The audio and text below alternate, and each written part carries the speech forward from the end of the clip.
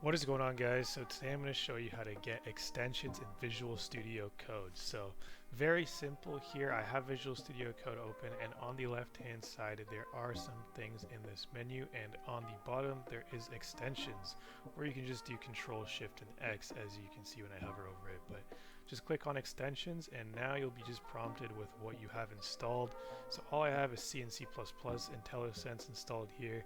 IntelliSense means that it automatically fills out certain things as you're coding for you and is able to search through things a little better. So very useful. Like, let's say now that it sees that I'm using a Python file in the bottom here, it actually recommends Python to me. So there are some other recommendations like Docker, Firefox. It knows I use Firefox, so that's why.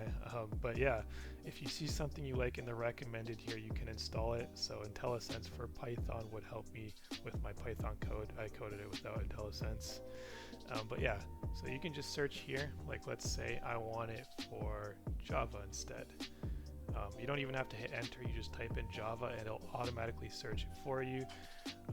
And then there are some things you can download. So there's extensions, you can see how many downloads it has up here, you can see its rating. So I do recommend things closer to 5 stars, and that's a little low, 3.5.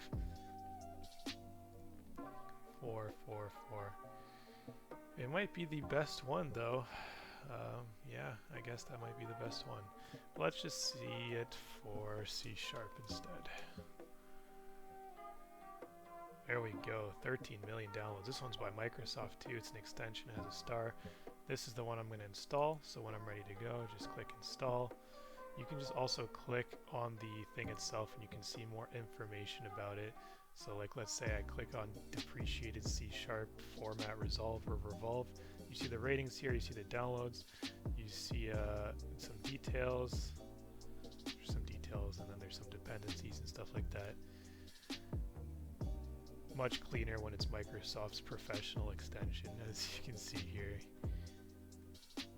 And it even tells you how to install it with Node.js and things like that. Yeah, anyways, cool stuff. That is how you install a extension in Visual Studio Code. There's not much else to it. Like, if you're ready to keep searching, you can backspace. You can see your installed extensions now. I have the new C# one installed, and yeah, I could just keep searching, keep installing more, but I just wanted to show off one. So hopefully you found this video helpful, guys. If you did, please drop a like and don't forget to subscribe. Let's grow this channel. Thanks for watching.